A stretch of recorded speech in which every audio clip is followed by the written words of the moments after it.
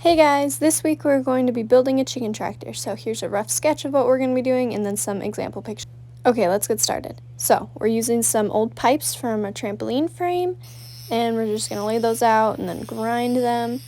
Get them all ready. Just a little bit more grinding and then we are on to welding.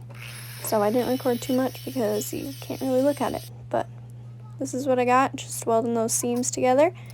We did this twice. Then we paused to admire his welds. That's a pretty weld. All stackly-do. Then we did it to the next set of pipes, and this is what we're left with. Come back for part 2.